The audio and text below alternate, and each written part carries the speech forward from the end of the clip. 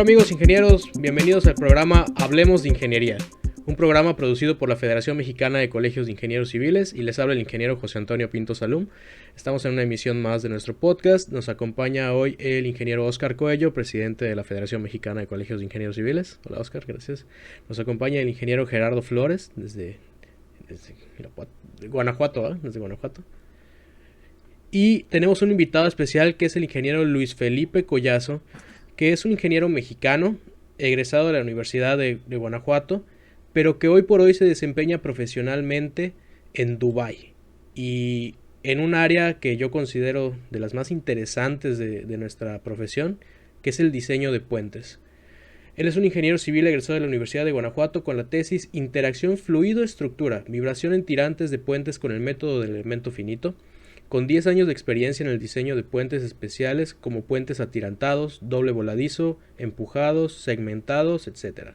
En países como Panamá, Arabia Saudita, Qatar, India, Emiratos Árabes Unidos, Tanzania, Canadá y México. Entonces, bienvenido ingeniero, gracias por darnos un poco de tu tiempo. Hoy estás desvelándote con nosotros, pero te lo agradecemos ampliamente. Bienvenido. No, muchas gracias a ustedes, ingenieros, por la invitación. Un gusto estar aquí con ustedes. Oscar, no sé si quieras iniciar con las preguntas para el ingeniero. Vamos a hacer una breve presentación y posteriormente nos va a desarrollar un tema el ingeniero, que es el diseño de puentes para alta velocidad, me parece. Hombre, al contrario, muchas gracias, Pepe. Luis Felipe, en verdad, gracias por tu tiempo, egresado de la Universidad de Guanajuato, ¿no? Así que eres paisano de nosotros, de aquí de Gerardo y un servidor. Creo que la experiencia que estás llevando a cabo en estos grandes proyectos, ¿cuál crees o cuál podría ser el desafío más grande, independientemente de los idiomas y todo este tema? ¿Qué realmente ves tú o nos puedes compartir que cambia entre lo que se hace o se hacía normalmente en México antes de que te fueras y la tecnología, ¿no? Que es como lo famoso luego que se escucha en los desarrollos allá en Dubái? Y muchísimas gracias por tu tiempo, la verdad. No, por nada, un gusto siempre estar con ustedes. Pues básicamente yo creo que sí se tienen herramientas un poco más avanzadas en estos países. Estamos hablando de que todos los proyectos desde el año 2019, por lo menos aquí en Emiratos Árabes, se desarrollan completamente con la metodología BIM. Esto es por ley, no es no está objeto a decisión del diseñador o del consultor, es por ley. Entonces, una es esa. Además, los proyectos que luego nos encargan también son de grandes envergaduras, son proyectos muy grandes. Tienden mucho a eficientizar mucho los materiales. Si se pueden ahorrar el 1% en concreto, tenlo por seguro que lo van a hacer. Eh, Tienden mucho sobre todo a los temas estéticos. Obviamente, pues sobre todo aquí Dubái es un país que vive básicamente ya desde hace muchos años del turismo. Entonces se le invierte mucho en los temas estéticos, en la preservación de su propia infraestructura. Obviamente también consideran el mantenimiento como una parte fundamental de toda su infraestructura.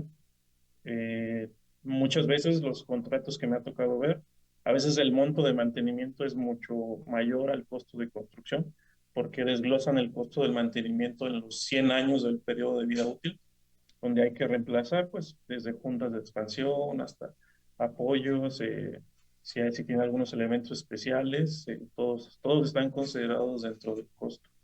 Entonces, eso es lo que yo creo que podría ser un poco diferente a lo muy poco que pude conocer de México, en ese sentido. Pues de entrada ya tocaste un punto neurálgico muy importante, el mantenimiento, ¿no? Porque justo en las salidas pasadas desde un servidor veíamos que aunque se hagan grandes proyectos de infraestructura, ¿a quién le están o a quién le van a cargar el mantenimiento de estos grandes proyectos, ¿no? Creo que la construcción está a todo dar, pero ¿qué gobiernos estatales van a tener la facultad económica o la viabilidad económica para poder darle mantenimiento a esta gran estructura? Está interesante esa parte de que es que así tiene que ser. Digo, no creo que sea encontrar el hilo negro.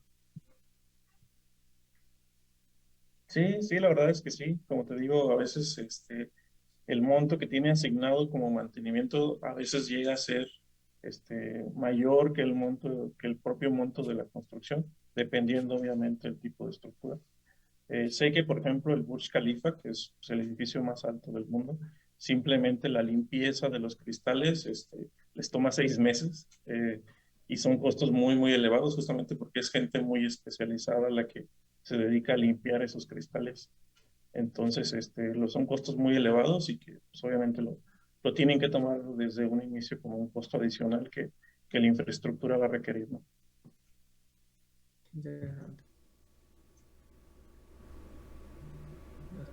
Sí,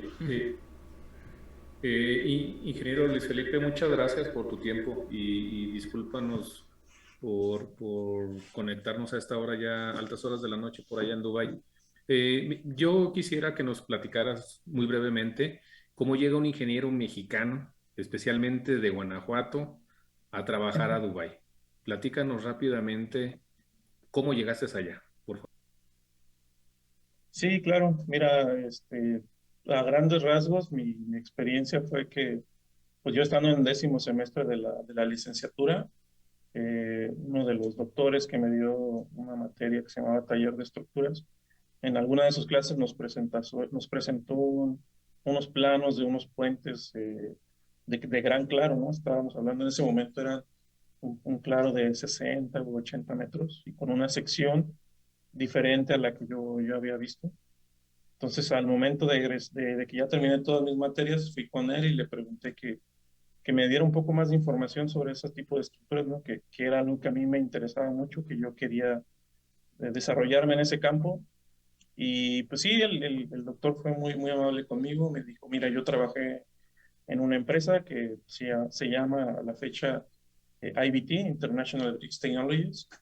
Antes tenía una oficina en la ciudad de Cuernavaca, Morelos. Y pues así fue, literalmente un día que cuando ya estaba disponible para poder ingresar, a poder iniciar mi carrera profesional, le escribí al project manager que estaba en esa oficina, le dije que yo estaba interesado en poder hacer ese tipo de estructuras. Me dijo que sí, claro que primero me mandó un examen que me pareció bastante difícil, pero bueno, no sé por qué, la verdad es que me contrataron. Y en Cuernavaca estuve cerca de año y medio trabajando.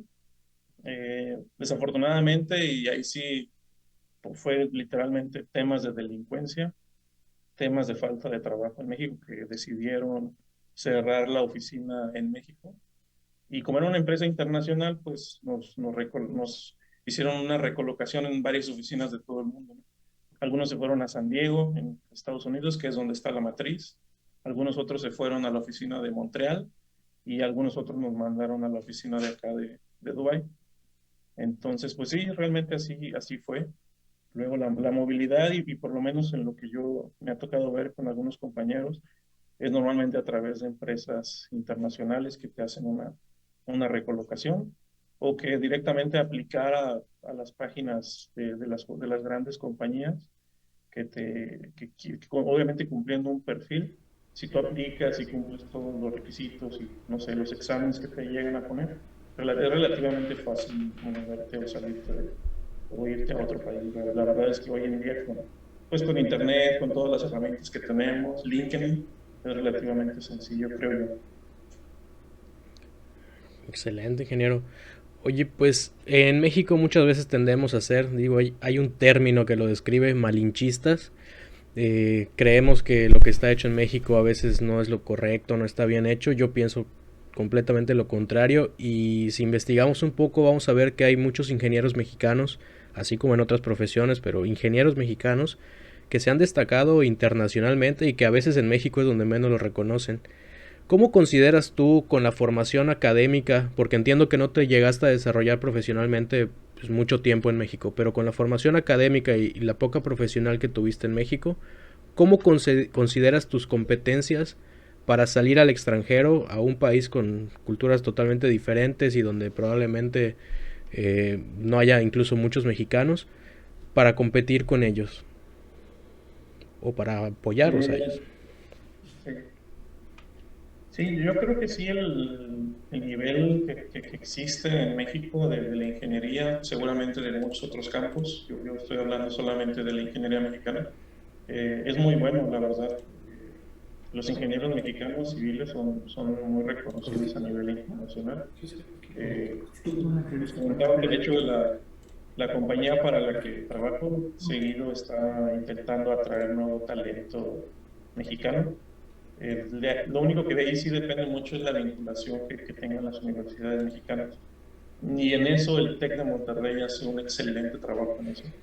Entonces, la mayoría, estoy hablando que el 80% de ingenieros mexicanos que he conocido en esta parte del mundo, pues, la mayoría son egresados del TEC de Monterrey. Pero ahí sí es, te digo, un tema de vinculación, ¿no? Digo, entiendo que una gran parte de eso es que al ser una ciudad que está en un constante intercambio cultural con Estados Unidos, es mucho más fácil poder hacer esa vinculación con otro país, ¿no? Pero sí, la verdad es que el nivel de las universidades mexicanas, por lo menos lo que me ha tocado ver, yo creo que es bueno. Eh, sí conozco muchos ingenieros civiles que han estado aquí y que pues al final de cuentas o deciden regresar a México o regresar o migrar a otro país. Entonces, contestando a tu pregunta, sí, yo creo que ese es bueno. Es suficientemente bueno para estar en cualquier parte. Excelente. Muchas gracias. Aprovecho nada más por ahí presumir que ahorita que estaba diciendo eso de que a veces los mismos mexicanos no reconocemos a nuestros compatriotas. Por ahí no sé si sepan, pero el ingeniero que diseñó la cimentación de la Torre Latino era yucateco. Ahí nada más comentando. Adelante, Sí. Oscar. Y justo, Luis, eso preguntar, o sea, a tu experiencia que estás viviendo allá, ¿cuál crees que realmente que sirvió? O sea, ¿qué especialidad profesional? Porque digo, así como tú estás en el tema de puentes, hay mil cosas por hacer allá. ¿Y cuál sería como tu mayor experiencia hasta el momento, ¿no? Que has vivido en un proceso. Híjole, la verdad ahí sí, pues digo, yo creo que ustedes sabrán que Emiratos Árabes Unidos es una monarquía. Entonces el año 2020, justo al inicio de la pandemia, una forma de que el gobierno quiso reactivar mucho la economía fue invirtiendo justo en el proyecto en el que les voy a mostrar en un momento más, que es un proyecto de un tren dual, que es decir, que por la misma vía puede circular trenes de carga como trenes de alta velocidad. Pero claro que pues querían pues que todo fuera muy, muy rápido. Entonces los tiempos de entrega fueron la verdad es que extremadamente cortos. El tema de la ingeniería me refiero. Llegué a ver semanas que trabajaba literalmente 100 horas a la semana, cuando pues, un horario normal estamos hablando de 45, 50 horas. Pues, trabajando 7 días a la semana, 14, 15 horas diarias, solo venía a mi casa a dormir literalmente. Pero eso sí te digo, pues es un tema de que como querían reactivar lo más rápido posible la economía, la única manera que se les ocurrió fue invertir cantidades ingentes de dinero en construcción. Y como el proyecto era muy, muy grande, entonces pues fue la verdad una etapa bastante divertida, no decirle de otra manera. Muchas gracias, ingeniero. Oye, nada más una pregunta. ¿Cómo fue tu Sí. experiencia de que estás trabajando en otro lugar, en otro idioma, con otra cultura, fuera del país, lejos de tus papás? ¿Cómo es tu experiencia? ¿Cómo la has vivido? Pues el tema familiar obviamente sí es complicado, ¿no? Evidentemente, pues poder ver a tu familia, a tus padres, solamente a tus hermanos una vez al año, si bien te va. En ese sentido, pues sí es algo complicado, pero en el tema profesional, pues sí, ha sido yo creo que una de hasta el momento de las mejores experiencias, poder trabajar con ingenieros de prácticamente muchísimas nacionalidades. En la oficina en la que estoy, actualmente estamos hablando que hay cerca de 50 nacionalidades. Todo el mundo tiene, obviamente, de culturas muy distintas de muchas partes del mundo. Entonces esa parte es muy enriquecedora, ¿no? Porque te das cuenta que, pues que realmente la ingeniería, y eso es algo muy bonito que me gusta de la ingeniería, que es igual en cualquier parte del mundo. Un momento es un momento y un cortante siempre será un cortante. Entonces eso es muy bonito. Y también conocer pues a muchas culturas, muchas personas muy distintas, de muy distintos backgrounds que tenga cada uno. Eso es muy enriquecedor. Poder conocer de viva voz de cómo es un país desde otra perspectiva, cómo ven a México también desde otros países, es bastante interesante también. Entonces, eso es lo que sí yo creo que ha sido muy, muy interesante, poder conocer a personas de muchas partes del mundo. Yo creo que ha sido muy interesante escuchar la experiencia del ingeniero Luis Felipe ahí en Dubái, en un país lejano. Y me gustó eso, de que la ingeniería es la ingeniería en cualquier parte del mundo. Eso es un lenguaje internacional.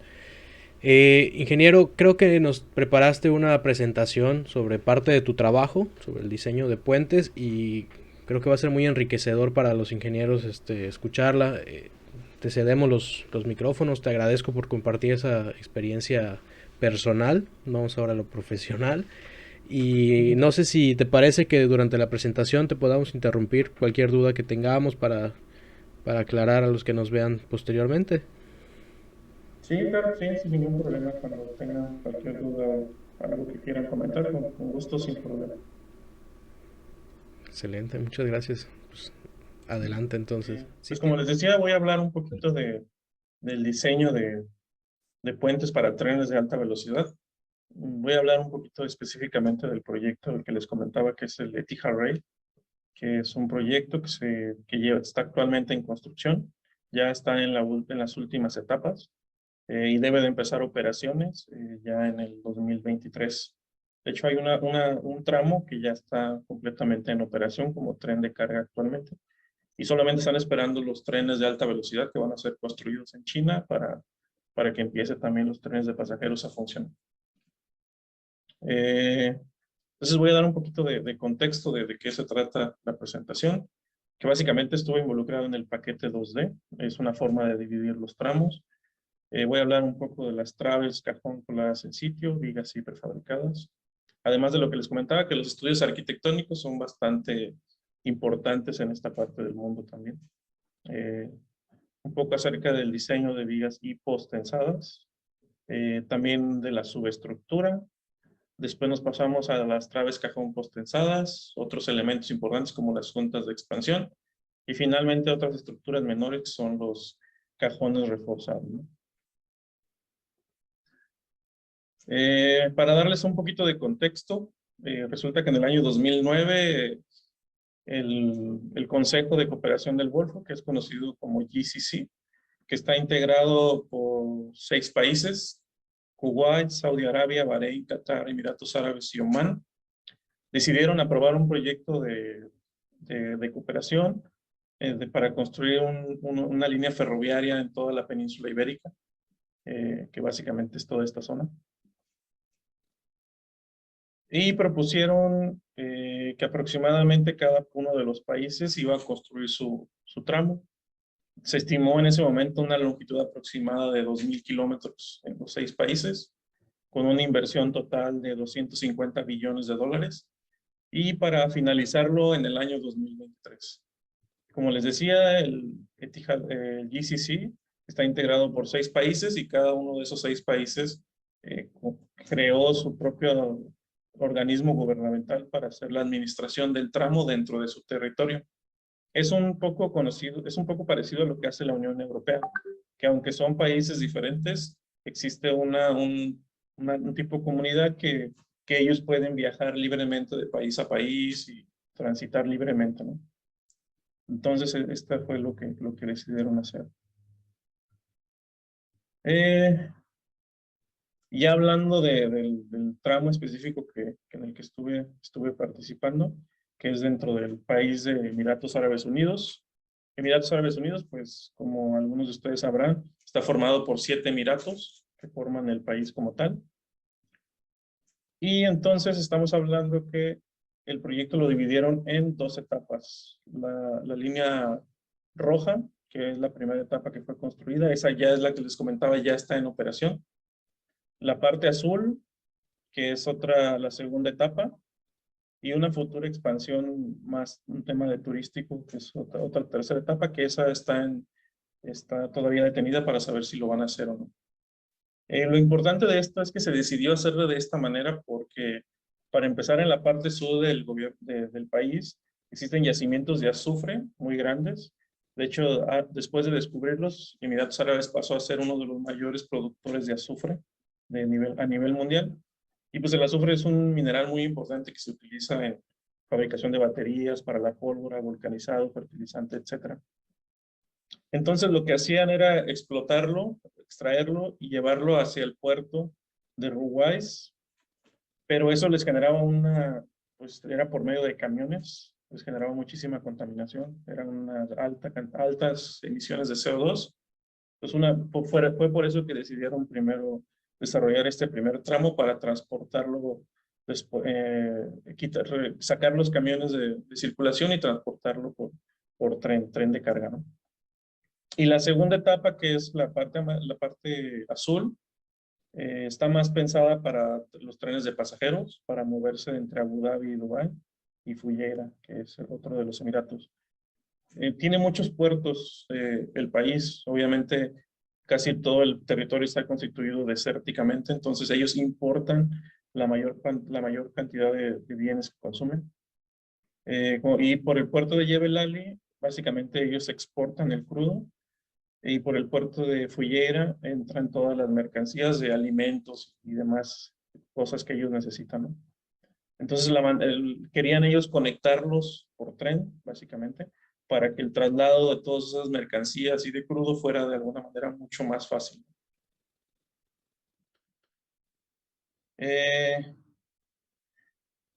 Pero como ustedes sabrán, aquí en el piquito este que tenemos acá de Emiratos se localiza el estrecho de Hormuz. Es un estrecho que actualmente, pues, por ahí se comercializa el 20% del petróleo mundial, pero como ustedes podrán ver en el mapa, pues son países que normalmente tienen mucha inestabilidad política. Entonces, de hecho, en los años 80, varios buques, 2 o 3 creo, buques petroleros fueron hundidos en esta zona. Entonces, lo que quería también el gobierno de Emiratos Árabes era poder sacar todas sus mercancías, el petróleo principalmente, poderlo sacar del país sin necesidad de cruzar ese estrecho de Hormuz. Entonces también se convirtió en un tema político, ¿no? De poder tener otra manera de poder sacar el crudo. Es un tema más de geopolítica que otra cosa, ¿no? Como pueden ver, aquí también les veo que les comentaba que Emiratos Árabes es un importador neto de mercancías. Importan más de la mitad de todo lo que consumen.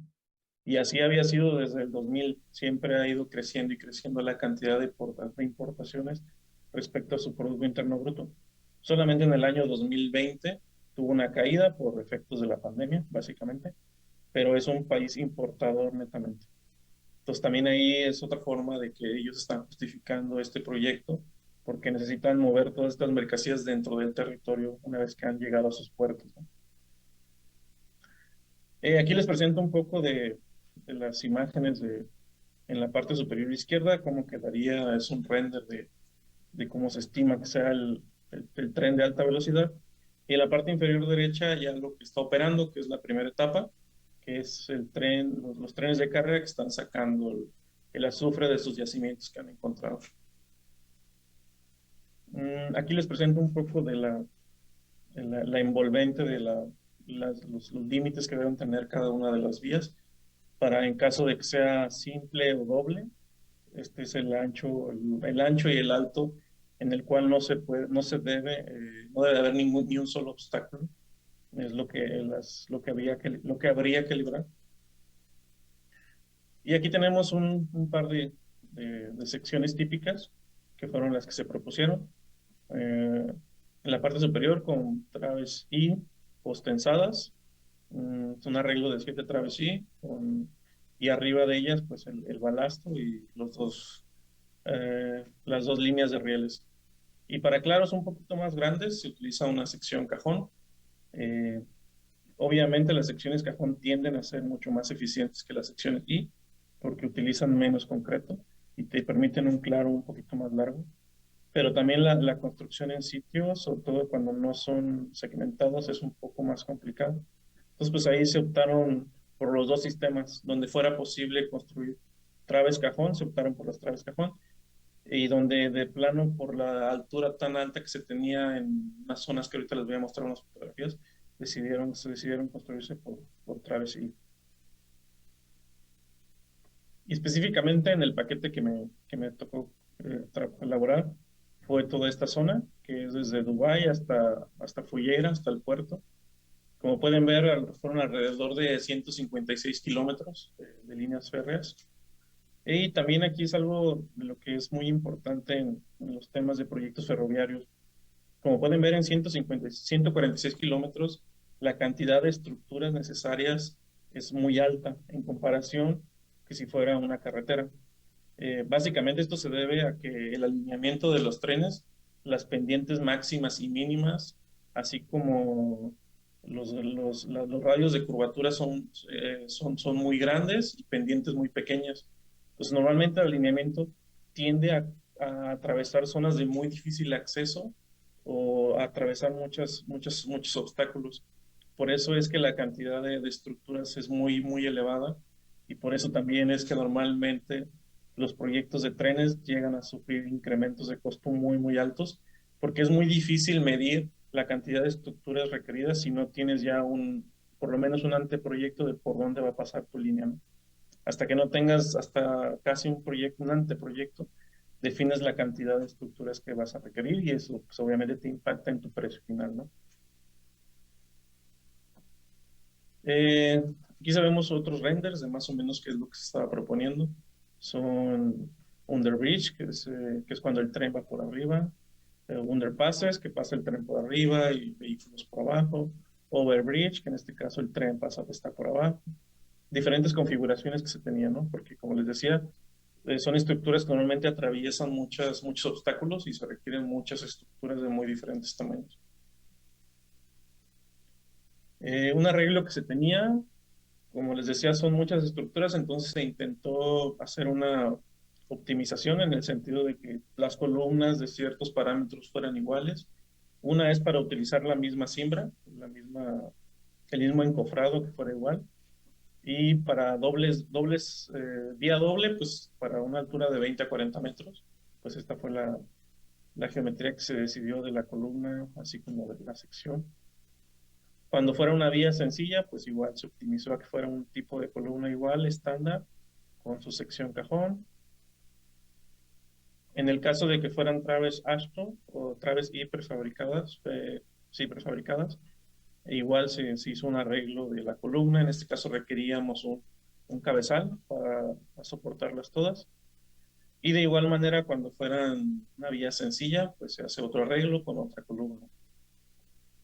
De esta manera lo que se intenta es estandarizar todo para que la cantidad sobre todo de cálculo y de encofrado sea más estandarizado y la obra pueda llevarse a una velocidad mucho mayor, ¿no? Como les decía también, pues se realizan temas de estudios arquitectónicos, donde pues aquí básicamente debido a la geografía del sitio decidieron ponerle este pequeño eh, grabado sobre las vigas, simulando como el tren va atravesando las dunas del desierto. Eh, También la forma de las columnas, como pueden ver, no son rectas para puentes que son de alturas bajas, llevan una forma un poco cónica. También cómo van los cabezales, en algunos puntos se hacen un poco más anchos para recibir los bearings, los apoyos, pero obviamente siguiendo una geometría pues un poco diferente, ¿no? Para que estéticamente vaya con, con lo que el país intenta mostrar al país, lo que intenta mostrar al exterior, que es pues, que son estructuras, aparte de ser eficientes, también son arquitectónicamente estéticas. Y como les decía, pues sí, el tema de la arquitectura sí es algo que se lo toman bastante en serio. En la parte izquierda pueden ver dos puentes existentes, donde normalmente estas traves pues caen directamente sobre un estribo y ahí tú podrías ver normalmente los apoyos, pero es algo que aquí no lo permiten, sino que además de tener el apoyo simple, como todo el mundo lo conocemos, además le ponen un recubrimiento para tapar absolutamente todos los apoyos. Tiene un doble propósito. Una es que aquí el ambiente es muy arenoso, entonces al momento de que el ambiente sea muy arenoso puede entrar normalmente ese polvito puede entrar en los apoyos, en los bearings, y hacer una especie de lijado, pues con el movimiento del puente puede desgastar antes de la vida útil del bearing. Pues tiene doble propósito, un tema arquitectónico y otro proteger los bearings de las inclemencias, sobre todo de la arena. Y para nuestro proyecto pues hicimos algo similar, ¿no? Que fuera estético, que se cubrieran todos los apoyos, que se viera el ranurado de las vigas, el ranurado de las columnas, perdón, de los estribos, siguiendo lo mismo que tienen en el país por aquí, ¿no? Obviamente todo pintado, no se deja ningún concreto expuesto. Y les voy a hablar un poquito ya de las vigas hipostensadas, que estas se utilizaron para claros estandarizados de 40 metros. Son vigas que necesitaban un peralte de 2.5 metros de altura. Y este era el arreglo que más o menos se tenía de las columnas típicas cuando eran de una altura relativamente baja. Este es un poquito más al detalle de cómo eran las vigas. Se veía la geometría. Tenían dos diafragmas intermedios, dos diafragmas exteriores. Y además se ensanchaban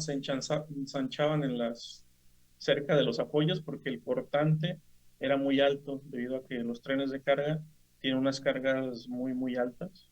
Los ejes del vehículo son muy pesados, además de todo el balasto y toda la infraestructura que requieren, los rieles. Entonces el cortante es muy alto.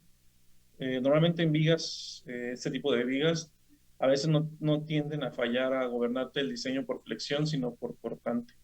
Es algo interesante cuando se habla de trenes de carga, ¿no? Y este fue el arreglo de tendones que utilizamos. Obviamente eran tendones postensados, acero postensado, donde también tuvimos que revisar la secuencia de tensado, porque estábamos utilizando 9 tendones, pero si los estresábamos todos, debido a las altas cargas que se tienen en servicio, literalmente hubiéramos destruido la viga por las altas cargas, por el alto cantidad de preesfuerzo. Entonces el tensado se realiza en 2 etapas. Primero se estresan los tendones del 1 al 7, y una vez que la has colocado en sitio y has colado la losa, digamos que ya está sometida a una cierta carga, se terminan de tensar los tendones 8 y 9, que son los que están hasta arriba. Justamente por eso, para evitar evitar el agrietamiento de la viga durante la construcción. Y pues aquí un poco el detalle del refuerzo, como fue lo que utilizamos, ¿no? Aquí hay que revisar obviamente el cortante, el bursting. El bursting es un efecto que tienen las estructuras cuando están soportadas, tienen concentraciones de cargas muy grandes, en este caso el preesfuerzo.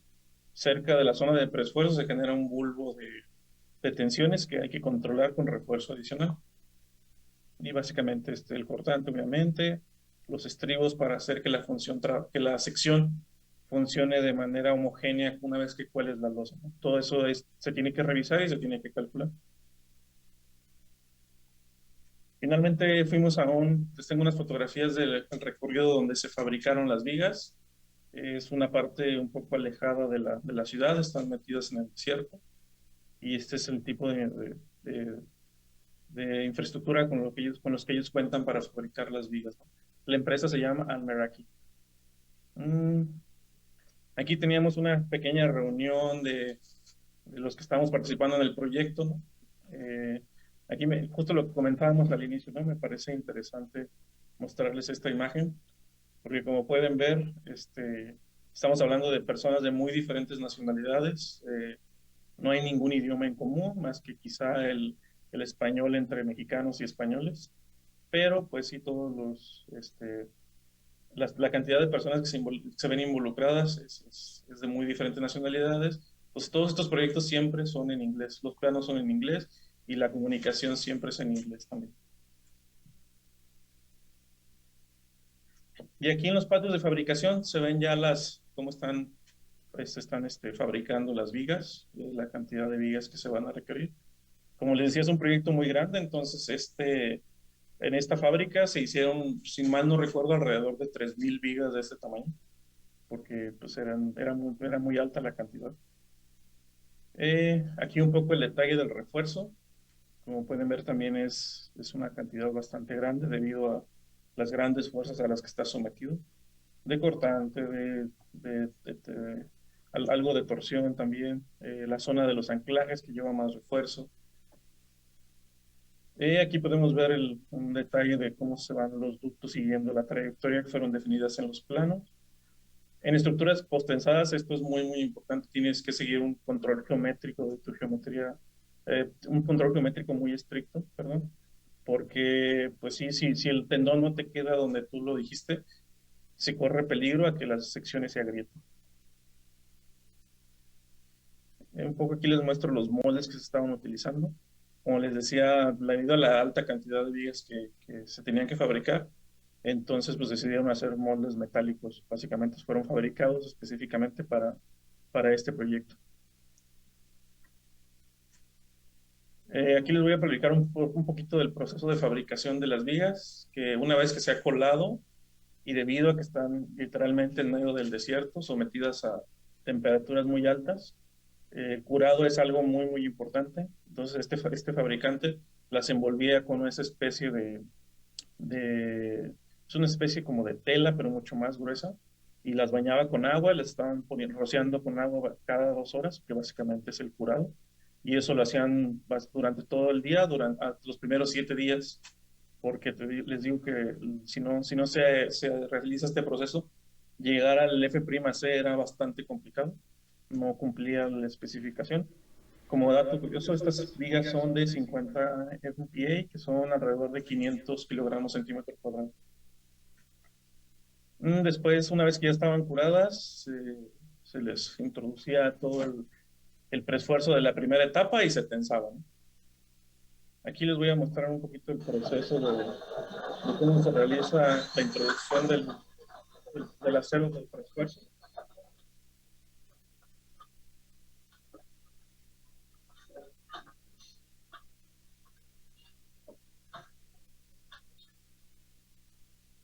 Que básicamente este operador, esta persona, está introduciendo el cable sobre el ducto que está saliendo de este carrete, llega hasta el otro lado y lo corta y va metiendo cable por cable hasta que completa todo el ducto. Lo llena completamente de acuerdo a la cantidad de cables requeridos en el proyecto. Aquí es un detalle del gato hidráulico que se está utilizando. Esto se utiliza para tensionar los cables. Una vez que están todos introducidos en la viga, se tensan y así es como ya se hace la transferencia de carga a la sección, al concreto. Y aquí un detalle más de una vez que se tensan los cables, pues para evitar, se les introduce un elemento que se les llama grout, que básicamente es una lechada de concreto, que esto es para evitar que se corroan. Y después de esto, pues se cuela este segmento para que también se proteja la zona donde quedaron los cables expuestos, ¿no? Evitar básicamente es protección de contra corrosión. Aquí un pequeño video del almacenaje. Como les decía, fueron vigas bastante pesadas. Cada viga pesaba alrededor de 110 toneladas. Entonces, el movimiento de ellas y el almacenaje, pues tuvieron que hacerse con grúas de gran tamaño para poder hacer todo el movimiento. Cada una de las vigas que fabricaban ya tenían su posición específica. Entonces, cada una de las vigas ya tenía asignado al lugar al que se iba a dirigir, ¿no? Es un proceso que sí, es un control muy, muy riguroso que tienes que seguir para llegar en tiempo y forma a los estimados de construcción, ¿no? A las fechas de entrega, básicamente. Y este primer viguita que se ve aquí, que es como un cuarto de viga, pues fue un test que se hizo, donde se comprobaba básicamente antes de empezar la construcción de todas las vigas, que los ductos cupieran, que no hubiera interferencia entre el acero, cómo se iba a ver también el acabado. Se hicieron algunas pruebas de que se dejaba una varilla ahogada y se tensionaba de tal manera que se comprobara que estaba completamente adherida. Esta viga básicamente fue para, pues para pruebas, ¿no? Todo lo que se tenía que comprobar en campo. Aquí un poco otro un corto video de cómo se hizo el movimiento de vigas, debido a que eran vigas de un tamaño muy largo, 40 metros estábamos hablando. La autoridad de aquí solamente nos dejaba movilizarlas durante la noche. Teníamos una ventana entre 12 de la noche y 6 de la mañana para hacer el movimiento de estas vigas. Obviamente estos vehículos, al ser muy pesados, la velocidad no era relativamente baja, estaban limitados a 40 kilómetros por hora. Y desde el sitio hasta la ubicación de algunas era alrededor de 200 kilómetros. Entonces, llegar desde el sitio de fabricación hasta el sitio de colocación, en ocasiones sí llegaba a ser un problema, justo por eso de que solamente teníamos hasta las 6 de la mañana para llevarlas al sitio. Como pueden ver, es la propia viga, es la estructura del tráiler, donde adelante va el camión que la va traccionando y el elemento que ven atrás, pues es otro tipo de vehículo, porque también es un vehículo que al ser muy largo tiene una dirección en la parte de las llantas traseras. Como pueden ver, están rotando también para poder para cumplir con los radios de curvatura de algunos trayectos, ¿no? Para poder hacer las maniobras. Y pues como lo dice la ley de Pareto, si alguien puede salir mal, pues seguramente saldrá mal, ¿no? Esta viga llevaba 3 días ahí detenida porque el elemento de atrás, el buggy que llevaba atrás, pues tuvo una avería mecánica y ahí pues estaban intentando arreglarlo. Son el tipo de retrasos que luego se pueden llegar a presentar en obra. Finalmente, aquí les muestro el izaje de la primera viga. La compañía constructora fue CRCC, China Railway Construction Company. Es la misma compañía que fue asignada porque en el sexenio anterior para construir el tren México-Querétaro. Ellos sí son especialistas en construir básicamente trenes, entonces por eso fueron los ganadores para este proyecto también. Y nosotros fingimos como diseñadores, básicamente. Como pueden ver aquí, pues les decía que los trenes de alta velocidad o trenes de carga, normalmente las pendientes máximas y mínimas son muy bajas. Entonces, en algunas zonas llegamos a tener columnas de 40, 45 metros de altura y por eso se quedan tan altas. No fue capricho de nosotros, fue porque no teníamos que cumplir con esas pendientes máximas. Y se utilizaron pues estos métodos, estas grúas para poderlas izar en su lugar. Y pues también si algo puede salir mal, seguramente saldrá mal. Esta viga desafortunadamente pues, se cayó, se rompió, se fracturó y dañó algunos elementos, cimbras obviamente. Afortunadamente no hubo ningún daño fatal de algún accidente, de una persona que sufriera daño, solamente fue algo material. Y falló básicamente porque estos elementos que ustedes podían ver acá atrás, que son los que hacían la estabilidad de las vigas, porque antes de colarle los diafragmas, está apoyada solamente en 2 puntos y puede rotar sobre su propio eje, ¿no? Entonces, a estos elementos son los que hacen de estabilidad. Y lo que encontramos fue que estos elementos por fuera, aunque se veían bien, son secciones huecas y por dentro tenía mucha corrosión. Entonces, al tener mucha corrosión, el área efectiva disminuyó y no soportó las cargas de viento a las que estaba sometida la viga. Y eso fue lo que falló. Después de eso, obviamente, a la autoridad no le gustó nada y hizo al constructor que cambiara absolutamente todos los puntales estos por nuevos de acero galvanizado para evitar ese problema otra vez. Finalmente les voy a hablar un poco de la estructura, que básicamente pues, constó de pilotes, de cimentación, de zapatas, de estribos. Aquí se puede ver la construcción de la perforación de 2 pilotes, algunas excavaciones para cimentación. Aquí vemos el armado típico de los pilotes. pilas también les conocen en algunos lados, depende de dónde estamos hablando. Básicamente, pues es un cilindro de refuerzo. El refuerzo también de las zapatas, como pueden ver, la cantidad de refuerzo en ese tipo de estructuras es muy alto. Estamos hablando de parrillas dobles o triples y paquetes normalmente también. Y aquí el colado, cómo se iba haciendo el colado de las columnas, se iban colando en segmentos conforme hasta llegar a la altura indicada, ¿no? Esta era la cimbra para colar el cabezal. En este caso, como eran traves y postensadas, pues necesitamos generar un cabezal y eso necesitaba una cimbra. Entonces la CRCC decidió utilizar este tipo de cimbra para construir ese cabezal. Finalmente, también tenemos traves cajón postensadas. La ventaja de ese tipo de traves es que te soportan un claro mayor. Típicamente, yo he llegado a diseñar este tipo de traves con hasta claros de 90 metros para vehiculares. Para trenes es muy difícil sobrepasar los 45, 50 metros. Son muy estables, tienen una alta resistencia a la torsión y utilizan menos cantidad de concreto con un uso equivalente a una trave I. Fueron muy utilizadas, sobre todo a principios de los 90, los 2000 en Estados Unidos, justamente porque encontraron que se utilizaba menor cantidad de materiales y podía haber ahí un ahorro. Conforme los sistemas de constructivos fueron avanzando, también se dieron cuenta que los podían segmentar y fabricar todo en un patio de fabricación y después solamente llegar con los segmentos, que eso ya estamos hablando de un puente segmentado. La velocidad de fabricación es mucho más alta que cualquier otro puente.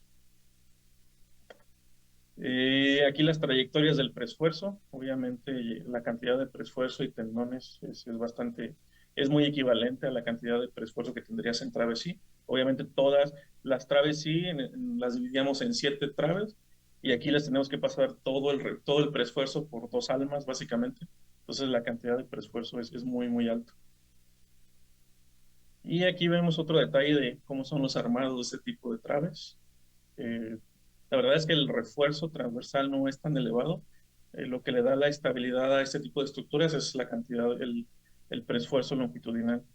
Y transversalmente, pues sí está sometido a algo de flexión en la losa superior, cortante y torsión en las almas, pero no, es manejable por el refuerzo, digamos, no está sometido a una alta cantidad. Aquí en este caso fueron traves cajón fabricadas en sitio, pues esta es la cantidad de cimbra que se requería. Esta es una vista por dentro, cómo se colocan los paneles para después colocar todo el refuerzo necesario, todos los amarres, los ductos, los bloques. Estos bloquecitos que se ven de aquí es normalmente donde se ancla el preesfuerzo. En ocasiones requiere, además del preesfuerzo que va interno, en las propios elementos, el propio almas o losas que forman la trave, a veces lleva también preesfuerzo externo, que normalmente se hace con este tipo de elementos que son bloques de anclaje. Obviamente también lo tienes que revisar, ¿no? A interface shear, a cortante, a momento, a todo ese tipo de elementos, a todo ese tipo de fuerzas a las que está sometido. Aquí, pues ya una vez que se coló, y se esperó a que llegara el F' requerido, pues se pasan los cables, es un procedimiento muy similar al que vimos en las traves I, y se tensa todo, ¿no? A la cantidad especificada en el proyecto. Este tipo de traves tienen la peculiaridad que pues una persona cabe dentro caminando, entonces la inspección y el mantenimiento es mucho más fácil que una trave AASHTO, una trave I, porque puedes hacer ese tipo de maniobras, de inspección, sin que el puente se vea afectado, ¿no? Tú puedes estar dentro haciendo lo que requieras y por arriba están circulando los vehículos sin ningún problema. Obviamente también necesitamos drenaje, desalojar el agua, es un elemento que también se debe de considerar. Básicamente pues son tuberías, ¿no? De bajadas pluviales, pero también pues deben ser estéticas, ¿no? No se ven, si tú ves el proyecto desde afuera no se ven, todas quedan ahogadas en el concreto, y solamente hasta abajo de la columna se ve donde está saliendo un tubito donde sale el agua, ¿no? Cuando llueve, obviamente. Digo, aquí en Emiratos llueve cada 2 años, pero habría que dejarlo. Un elemento bastante importante, sobre todo en trenes de alta velocidad, porque los voltajes que manejan los trenes de alta velocidad son voltajes muy, muy altos. Estamos hablando a veces del orden de 1000 o 2000 volts. No soy especialista en temas de electromecánicos, pero la gente de electromecánica me dice que son voltajes muy, muy altos. Entonces nosotros tenemos que aterrizar toda la estructura. Todas las varillas deben estar aterrizadas, deben estar metidas a tierra. ¿Por qué? Porque si en algún caso, en algún momento, un cable llega a hacer contacto con alguna varilla que pudiera quedar expuesta, con algún elemento que esté de alguna manera haciendo contacto con alguna varilla, es literalmente como si le cayera un rayo, entonces puede destruir el concreto.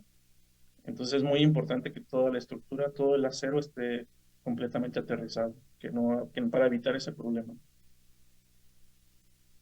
Algunos otros elementos que tenemos, como las juntas de expansión. En este caso, pues como teníamos, además de la estructura que es el puente, teníamos el balasto. Pues entre junta y junta, pues había que tener una placa para evitar que justamente el balasto, que básicamente es grava, se fuera se perdiera por medio de esta junta, ¿no? Y pues son juntas de entre 50 y 150 milímetros, dependiendo de la longitud del puente. Algunas otras juntas, en el caso de que sean juntas mucho más grandes, cuando requerimos juntas de expansión de hasta 450 milímetros, pues ya requerimos otro tipo de junta un poco más especial. Finalmente, pues también tenemos unos cajones reforzados, que en este caso es un cajón que por arriba circulan los vehículos y por dentro van los trenes circulando. Pues son elementos que te llegan a salvar claros de hasta 17, 20 metros, dependiendo. En algunas ocasiones llega a ser más barato que colocar un puente simplemente apoyado, porque la propia estructura del puente pues, es su propia cimentación, ¿no? El cajón en sí es tanto la superestructura como la subestructura es un elemento unitario y en ocasiones llegan a requerir menos cantidad de materiales. Y aquí les puse unos renders de cómo quedarían estos cajones. Algunos también son de celdas dobles cuando requerimos más de un tren. Y pues sería todo. No sé si espero no haber sido muy, muy largo. No sé si tenga alguna pregunta. No, excelente, muchísimas gracias, ingeniero. De hecho, me quitaste todas las preguntas. Cada vez que pensaba una pregunta, la resolvías en la siguiente diapositiva, ¿eh? Felicidades. Gerardo, ¿tienes alguna pregunta para el ingeniero? Sí, claro, claro. Bueno, muy interesante toda la presentación pues muchas dudas y me pongo en la posición de estudiante. Yo, como estudiante, te quisiera preguntar algo, Luis Felipe. Aparte de una maestría en estructuras, ¿qué otros conocimientos mínimos le tengo que exigir a mi profesor que me da estructuras?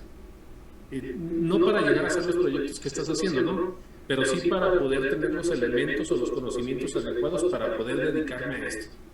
Yo, en mi caso, no me dedico al diseño estructural, pero me pongo en la posición de un estudiante, como tu inquietud cuando tú fuiste con el doctor Gerardo Valdés a decirle que querías seguir descubriendo este tipo de estructuras. Sí es con el ingeniero Gerardo Valdés, ¿verdad? Sí, fue uno, pero en sí fue con el doctor Alejandro Hernández. Ah, ok, con el ingeniero Alejandro.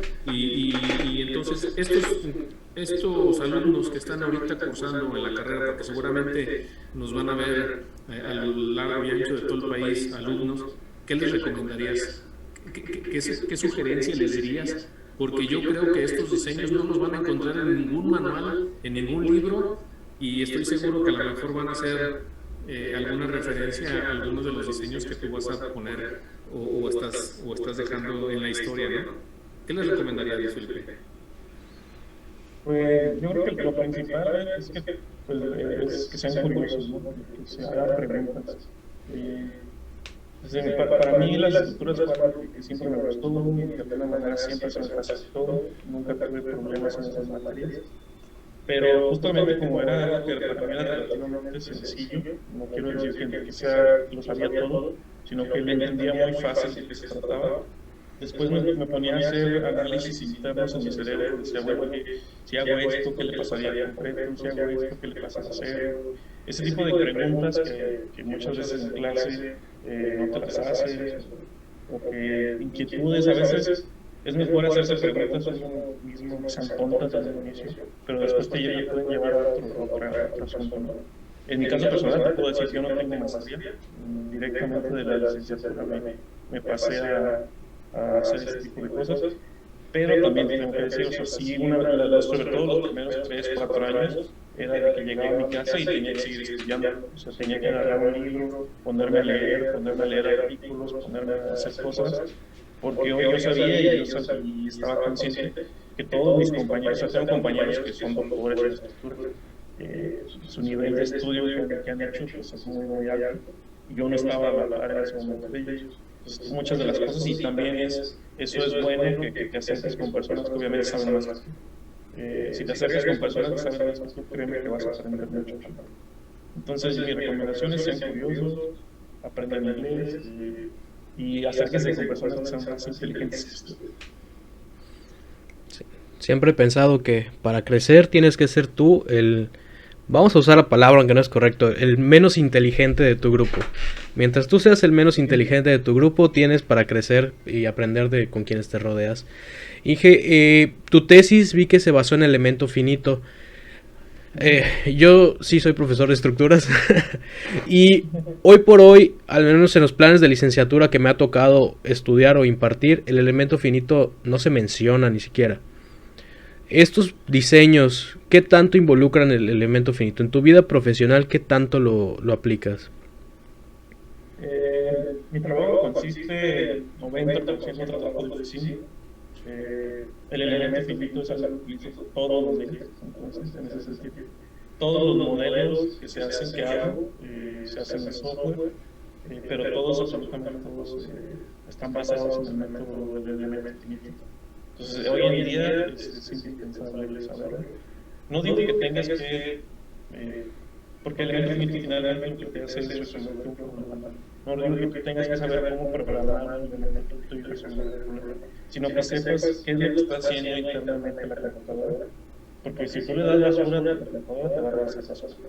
Tienes que saber qué es lo que te estás metiendo y tienes que tener una idea más o menos de qué es lo que te puede dar.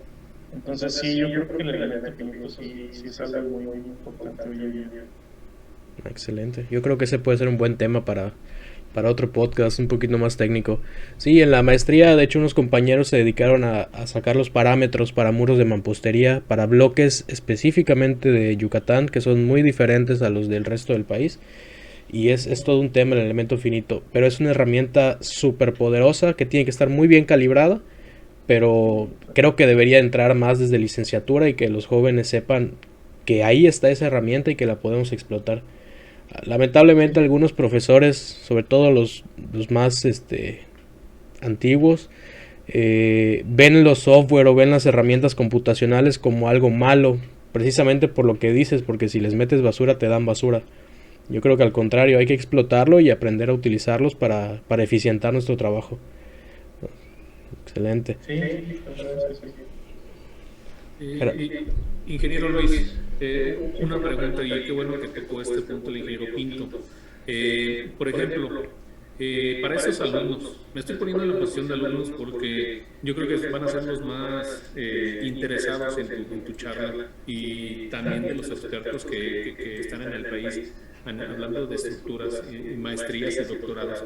Pero a lo mejor tú sí tienes alguna maestría por todos esos 4 años que estudiaste, digamos, autodidactamente, pero hasta a lo mejor yo creo que hasta tienes un nivel de doctorado si te hacemos un examen, ¿no? El punto es, ¿tú cómo diseñas? ¿Con computadora o a mano?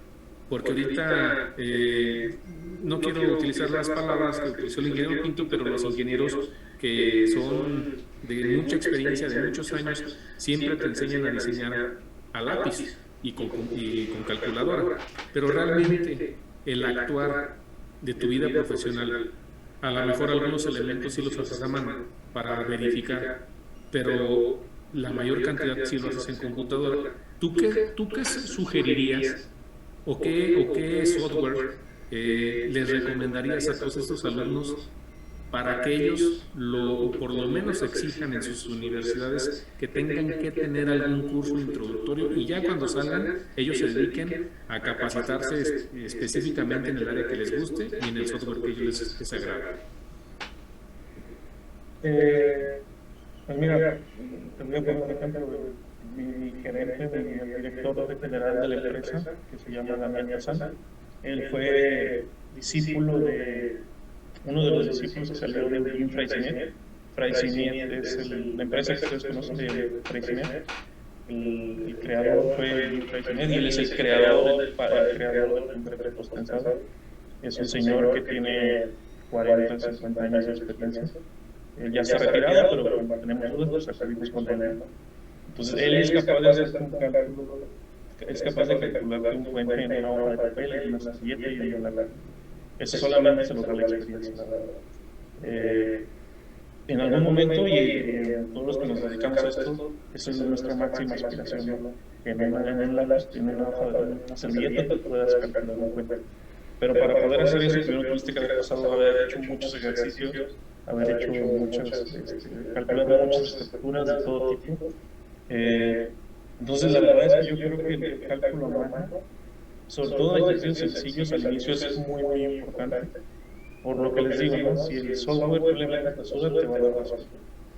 Lo que les digo es que tienen que saber más o menos qué resultados están esperando. Si tú dices, bueno, una amiga que pesa tanto, W cuadrada sobre 8 para una continua, W cuadrada sobre 12 para una simple. Esos cálculos tan sencillos y muy mentales, la verdad es que los tienes que hacer para validar tu modelo. Porque los modelos es muy, muy fácil meterles cosas que no son ciertas. Entonces, es un poco de las dos.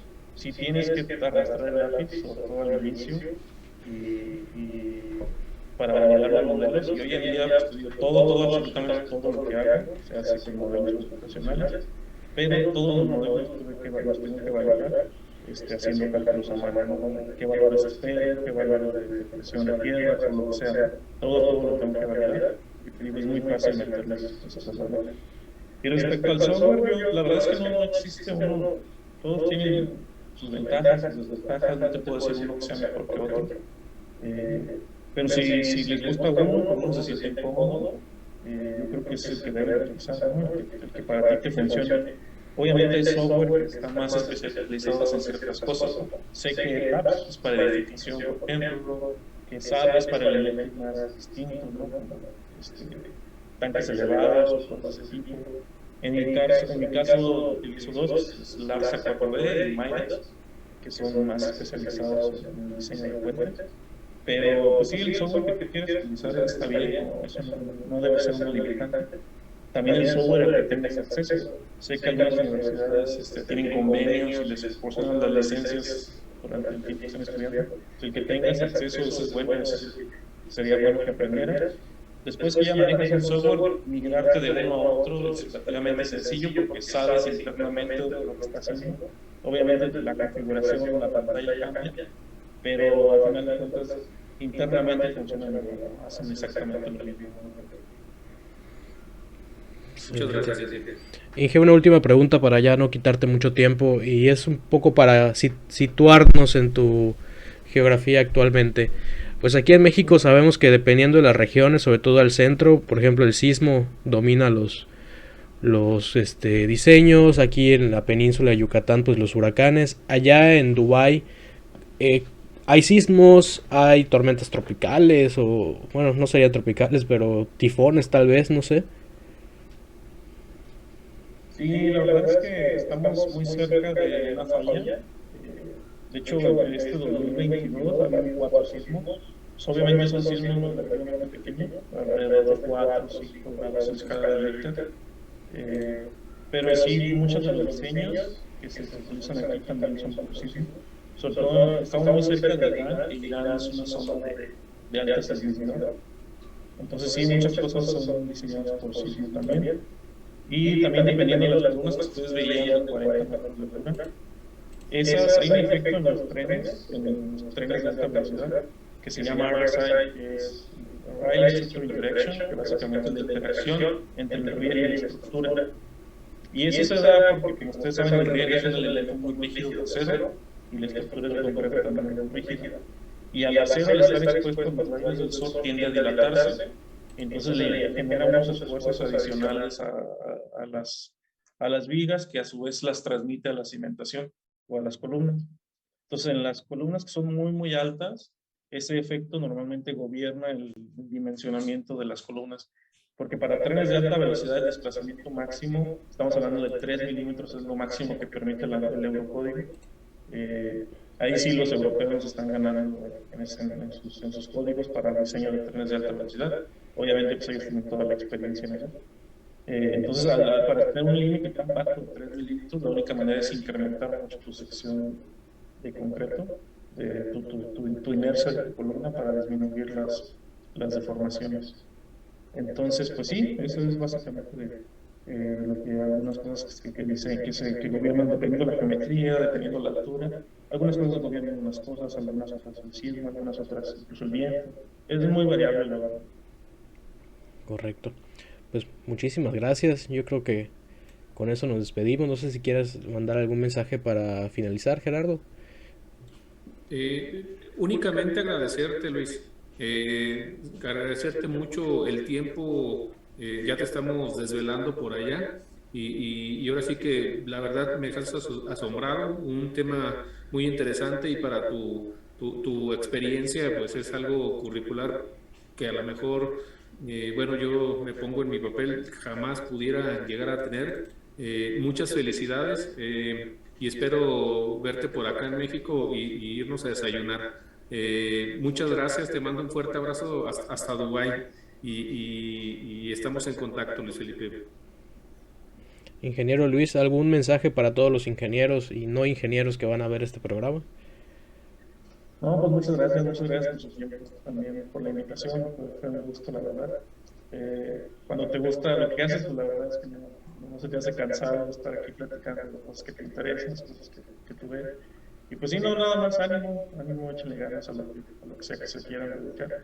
Si es las estructuras, seguramente les va a gustar. No, realmente solo pues póngale ganas y hágalo con pasión, que eso es lo que más eso es lo que mueve este mundo. Muchas gracias. Yo te quiero agradecer por el tiempo, por la disposición, pero sobre todo por este tema que puede ser tan técnico, bajarlo a un nivel en que yo creo que al menos todos los ingenieros pudimos comprender lo que nos explicaste, y estoy seguro que la población en general, por así decirlo, va a poder captar este tema que puede llegar a ser muy complicado, y lo has bajado de una manera genial. Te agradezco mucho, ingeniero Luis Felipe.